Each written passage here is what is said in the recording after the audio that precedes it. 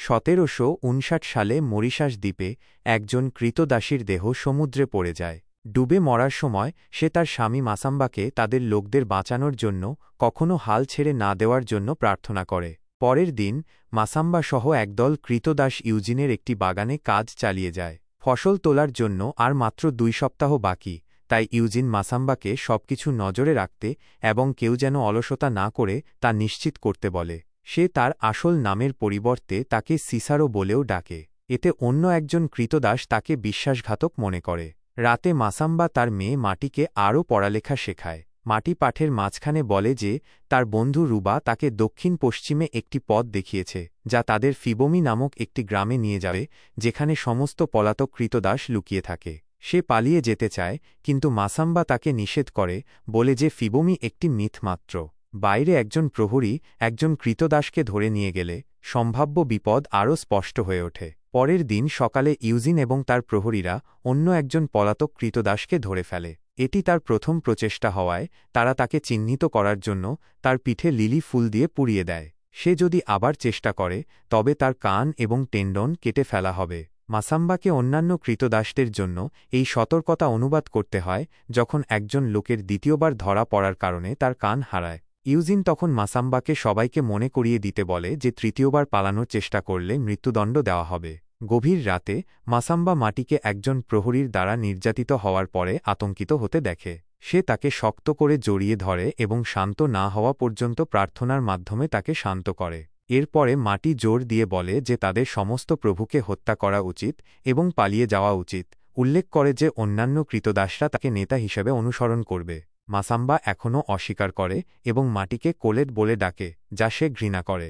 মাটি তার সংস্কৃতি হারাতে চায় না, কিন্তু মাসাম্বা তার ভবিষ্যতের অগ্রাধিকার দেয় এবং আশা করে যে ঔপনিবেশিকদের সাথে মিশে গেলে সে বাগান থেকে দূরে একজন দর্জি হিসেবে চাকরি পেতে পারে। কিছুক্ষণ পরে মাসাম্বাকে মূল বাড়িতে ডাকা হয়, যেখানে ইউজিন কিছু গুরুত্বপূর্ণ লোকদের সাথে রাতের খাবার খাচ্ছিল। গভর্নর জানেন যে মাসাম্বা উভয় ভাষাই বলতে পারে এবং তিনি চান সে যেন তাকে ক্রীতদাসদের বুঝতে সাহায্য করে। তিনি জিজ্ঞাসা করেন কালো মানুষদের মুক্ত করা উচিত কিনা, কিন্তু মাসাম্বা ভীত হওয়ায় সে উত্তর দেয় যে কালো মানুষদের অস্তিত্ব শুধুমাত্র সেবা করার জন্য। যখন সে কথা বলার জন্য তাকায়, গভর্নর অপমানিত হয় এবং ইউজিন তাৎক্ষণিকভাবে মাসাম্বাকে বের করে দেয়। ইউজিনের ছেলে অনরে ব্যাখ্যা করে যে সে মাসাম্বাকে প্রশিক্ষণ দিয়েছে কারণ সে বাগানে বড় হয়েছে এবং দ্রুত বুঝতে পেরেছিল যে কিছু ক্রীতদাস জেগে ওঠার চেষ্টা করছে। মাসাম্বাকে শিক্ষা দেওয়া তাকে নিশ্চিত করেছে যে কালো মানুষও মানুষ।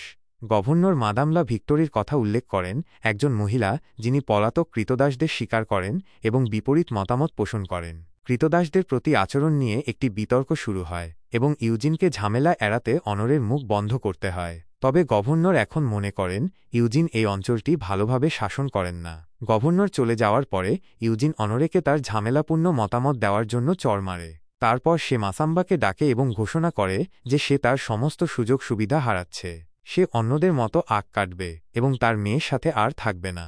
মাটি ইউজিনের ছাদের নিচে থাকবে এবং মাসাম্বা প্রতিবাদ করার চেষ্টা করলে সে তাকে মেরে ফেলবে। মাটি যখন এই কথা শোনে তখন সে আত্মহত্যার চেষ্টা করে, কিন্তু মাসাম্বা তাকে থামিয়ে বাড়িতে পাঠিয়ে দেয়। কয়েক সেকেন্ড পরে মাসাম্বা কুকুরের ঘেউ ঘেউ এবং প্রচুর চিৎকার শুনতে পায়। সে তৎক্ষণাৎ দৌড়ে গিয়ে একজন প্রহরীকে আগুনে জ্বলতে দেখে, কিন্তু মাটিকে কোথাও দেখতে পায় না। অন্যান্য প্রহরীরা তাকে বলে যে মাটি পালিয়ে গেছে, এর আগে তাকে তার ঘরে ফিরিয়ে দেয়। পরের দিন সকালে প্রহরীরা ইউজিনকে জানায় যে তারা মাটিকে খুঁজে পায়নি। ইউজিন অনরেকে পরিবারের সুনাম পুনরুদ্ধারের জন্য শিকারে যোগ দিতে বলার আগে মাদামলা ভিক্টোরিকে ডাকতে বলে। অনরে বাধ্য হয়, কিন্তু তার বাবাকে বলে যে মাটি ফিরে এলে যেন তার সাথে ভালো ব্যবহার করা হয়। এরপরে মাসাম্বাকে মাটিতে বেঁধে কয়েক মিনিট ধরে চাবুক মারা হয় যাতে সে কথা বলে, কিন্তু মাটি কোথায় গেছে সে সম্পর্কে তার কোনো ধারণা নেই। ঠিক সেই মুহূর্তে মাদামলা ভিক্টোরি তার ছেলে জোসেফ এবং ব্যাপটিস্টকে নিয়ে আসেন। সে ইউজিনের টাকা প্রত্যাখ্যান করে এবং মাটির পালানোর বিস্তারিত জানতে চায়। ভিক্টোয়ার মাসাম্বাকে জিজ্ঞাসাবাদ করার চেষ্টা করে, ব্যাখ্যা করে যে সে মাটিকে জীবিত ফিরিয়ে আনবে কারণ সে শাস্তিতে বিশ্বাস করে, কিন্তু মাসাম্বা ক্রমাগত শপথ করে যে সে কিছুই জানে না।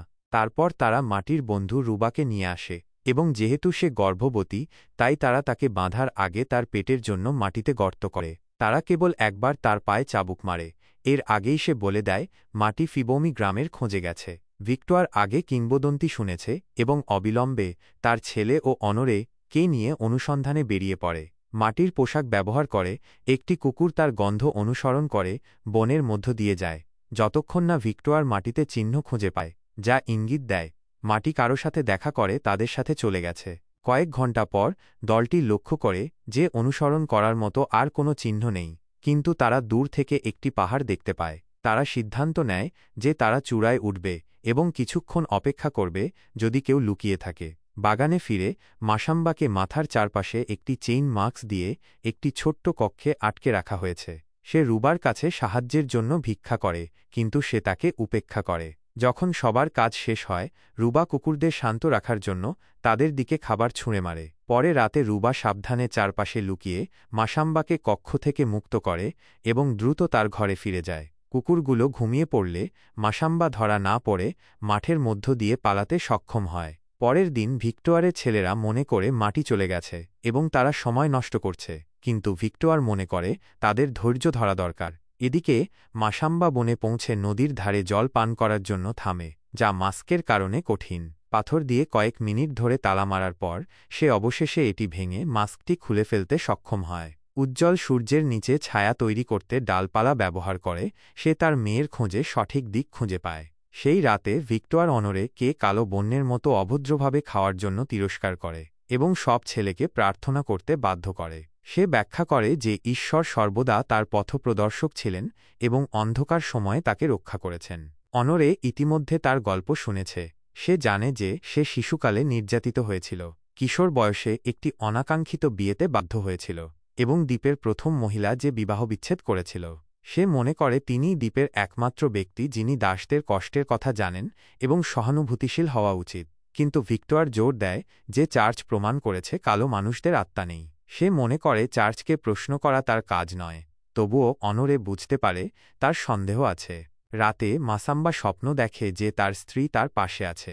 পরের দিন মাসাম্বা পাহাড়ে উঠতে শুরু করে এবং ভিক্টর তাকে দেখতে পায়। যখন সে গাছের মধ্যে ঘোরাঘুরি করতে শুরু করে সে একটি শব্দ শুনতে পায় এবং কাবাদি নামের একজন কালো মানুষকে খুঁজে পায় যে তাকে চারপাশে পথ দেখায়।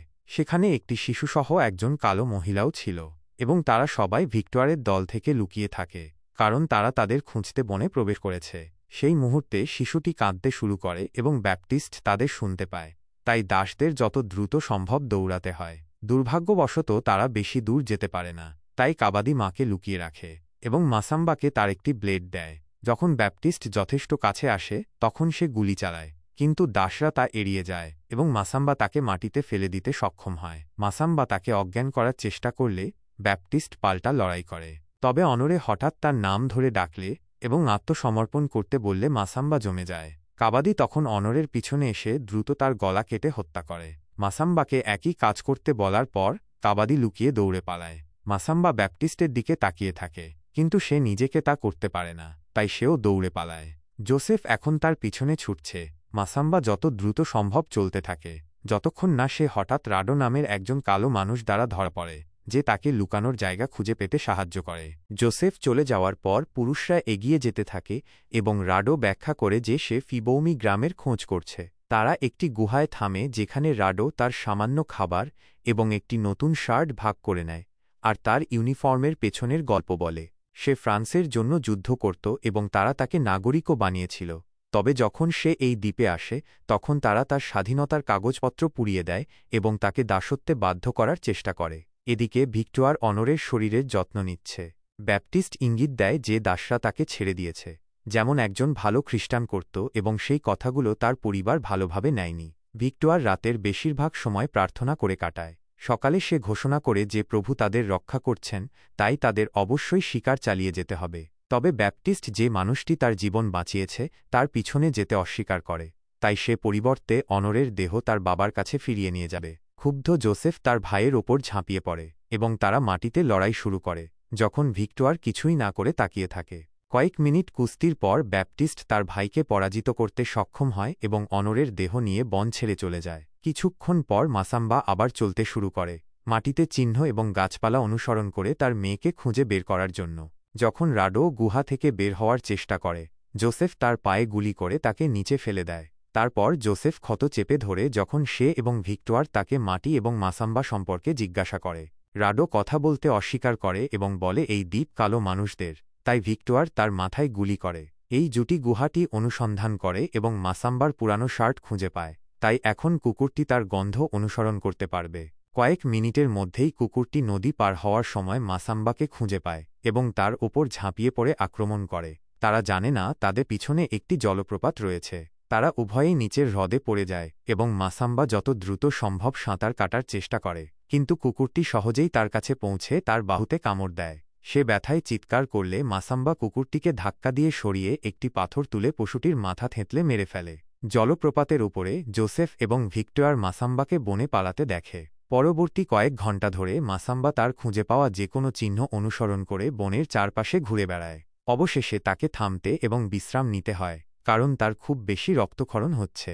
ভিক্টোয়ার এবং জোসেফ এখনও বৃষ্টির মধ্যে অনুসন্ধান করছে, এবং যখন তারা একটি গাছে কিছু রক্ত লক্ষ্য করে তখন তারা প্রয়োজনীয় সূত্র পায়। সেই রাতে মাসাম্বা আবার তার স্ত্রীর স্বপ্ন দেখে এবং তার কাছ থেকে উৎসাহজনক কথা পায়, তার আশীর্বাদ এবং পথনির্দেশের প্রতিশ্রুতি পায়। পরের দিন মাসাম্বা সমুদ্র সৈকতে পৌঁছায় এবং বালিতে ও জলে অনেক মৃত দাসকে খুঁজে পায়। সেখানে একটি ধ্বংস হওয়া নৌকাও রয়েছে, যার মানে ঝড় তাদের মাদাগাস্কারে পালাতে বাধা দিয়েছে। মাসাম্বা সমুদ্র তীরে প্রতিটি মৃতদেহ পরীক্ষা করে, কিন্তু মাটিকে খুঁজে পায় না। তাই সে আবার বনে ফিরে যায়। সে একটি অদ্ভুত শব্দ অনুসরণ করে কয়েকজন জীবিতকে খুঁজে পায়, তাই সে ব্যথায় এবং কান্নায় ভেঙে পড়ার আগে তাদের মাটি সম্পর্কে জিজ্ঞাসা করে। পুরুষরা তাকে সাহায্য করে এবং সমুদ্র সৈকতের কাছে একটি গুহায় নিয়ে যায় যেখানে মহিলারা লুকিয়ে আছে।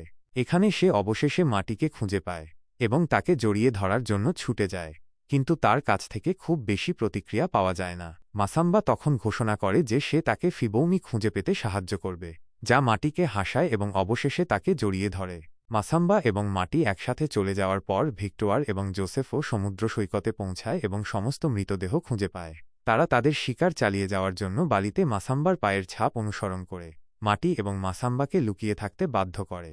মাটি বলে সে লুকিয়ে থাকতে ক্লান্ত এবং মাসাম্বা সম্মত হয় যে এখন একটি পরিকল্পনা করার সময়। সেই রাতে মাসাম্বা তার স্ত্রীর কাছে তার প্রতিশ্রুতি পুনর্নবীকরণ করতে একটি ঐতিহ্যবাহী আচার করে এবং তার শত্রুদের সাথে লড়াই করার সাহস চায়। যখন চাঁদের আলো তার চারপাশে ঘোরে, মাসাম্বা তার স্ত্রীর কণ্ঠস্বর শুনতে পায় যে তারা এখন এর পরেই বৃষ্টি শুরু হয়। অবশেষে ভিক্টোরিয়া এবং জোসেফ রাতের জন্য শিবির স্থাপন করে। ভিক্টোরিয়া একটি শব্দ শুনতে পায় এবং জোসেফকে ধাক্কা দিয়ে ফেলে দেয়। ঠিক তখনই অন্ধকারে একটি ব্লেড আক্রমণ করে। মা এবং ছেলে তৎক্ষণাৎ তাদের অস্ত্র ধরে অন্ধকারের মধ্যে এলোমেলোভাবে ঘুরে বেড়ায়, আক্রমণের উৎস খোঁজার চেষ্টা করে। হঠাৎ জোসেফ একটি শব্দ শুনতে পায় এবং গুলি চালায়, যা মাসাম্বার জন্য তার অবস্থান প্রকাশ করে দেয়, এবং মাসাম্বা দ্রুত একটি ব্লেড দিয়ে তাকে আঘাত করে আবার লুকিয়ে পড়ে। ভিক্টোরিয়া তার ছেলের কাছে ছুটে যায় এবং দেখে যে সে অসহনীয় ব্যথায় ভুগছে, তাই সে তার কষ্ট শেষ করার জন্য তাকে ছুরিকাঘাত করে। এরপরে সে একটি গাছের পিছনে লুকিয়ে থাকে। মাসাম্বাকে কাছাকাছি দাঁড়িয়ে থাকতে দেখে আবার বেরিয়ে আসে, বজ্রপাতকে আড়াল হিসেবে ব্যবহার করে। ভিক্টোরিয়া চারদিকে লুকিয়ে থাকে এবং পেছন থেকে মাসাম্বাকে চমকে দিয়ে কাঁধে গুলি করে। তারপর সে তাকে মারার জন্য তার ছুরি ধরে, কিন্তু যখন সে আবার তাকায় দেখে সে অদৃশ্য হয়ে গেছে। আতঙ্কিত ভিক্টোরিয়া প্রার্থনা শুরু করে যতক্ষণ না মাসাম্বা তার পিছনে এসে তাকে ছুরিকাঘাত করে হত্যা করে। সেই রাতে মাসাম্বা স্বপ্ন দেখে তার স্ত্রী ইউজেনির সামনে এসে বর্ষা দিয়ে তাকে হত্যা করছে। সকালে মাতি তার বাবাকে তার ঘোর থেকে জাগিয়ে তোলে এবং আঘাতের কারণে তাকে হাঁটতে সাহায্য করে। তবে মাসাম্বা খুব মাথা ঘোরায় এবং শীঘ্রই আবার অজ্ঞান হয়ে যায়। মাতি হাঁটু গেড়ে বসে ভেঙে পড়ে এবং সাহায্যের জন্য চিৎকার করে। এটি একদল কৃতদাসের দৃষ্টি আকর্ষণ করে, যারা ফিবৌমিকে খুঁজছিল এবং সম্প্রতি ইউজেনের বাগান থেকে পালিয়ে এসেছে। মাতি দলটিতে যোগ দেয় এবং পুরুষরা মাসাম্বাকে বহন করতে সাহায্য করে। তারা তাদের অনুসন্ধান চালিয়ে যায়। কয়েক ঘণ্টা বনের মধ্যে ঘুরে বেড়ানোর পর তারা অবশেষে পাহাড়ের কাছে সেই পৌরাণিক গ্রামটি খুঁজে পায়। একজন নিরাময়কারী তৎক্ষণাৎ একটি মলম তৈরি করে এবং প্রার্থনার সাথে মাসাম্বার সমস্ত ক্ষততে লাগিয়ে দেয়। এটি মাসাম্বাকে সুস্থ হতে এবং ব্যথা ছাড়াই হাঁটতে সাহায্য করে। সেই রাতে স্থানীয়রা মাসাম্বা এবং মাতিকে তাদের সম্প্রদায়ে স্বাগত জানায় এবং তাদের সংস্কৃতির কিছু পার্থক্য নিয়ে মন্তব্য করে, কারণ এই কৃতদাসদের মধ্যে অনেকেই আফ্রিকাতে নয়, এই দ্বীপে জন্মগ্রহণ করেছিল। মাসাম্বা তার আদি উপজাতির গল্প এবং কিভাবে তার স্ত্রীকে একজন উপনিবেশকারীর জাহাজে হত্যা করা হয়েছিল, কারণ সে কৃতদাস হতে অস্বীকার করেছিল তা শেয়ার করে। মাতি তার মায়ের বলা কিছু গল্প এবং মৃত্যুর আগে কিভাবে তার মেয়েকে দেখে হাসার শক্তি পেয়েছিল সে কথাও উল্লেখ করে। পরের দিন যখন সে হ্রদে স্নান করছিল, মাতি তার মাকে দূর থেকে তাকে দেখতে পায়। সন্ধ্যায় গ্রামবাসীরা দূরে আগুন দেখতে পায়, যার মানে শিকারীরা তাদের পিছনে আসছে। শ্বেতাঙ্গরা গুলি চালানো শুরু করলে সবাই দৌড়াতে শুরু করে এবং কয়েকজন কৃতদাসকে পুনরায় বন্দী করতে সক্ষম হয়। তারা একটি বিশাল মাঠ অতিক্রম করে, কিন্তু দুঃখজনকভাবে একটি খাড়া পাহাড় দ্বারা তাদের পথ অবরুদ্ধ হয়, যা উপনিবেশকারীদের তাদের ঘিরে ফেলতে সাহায্য করে। একজন কৃতদাসকে অনুবাদক হিসেবে ব্যবহার করে।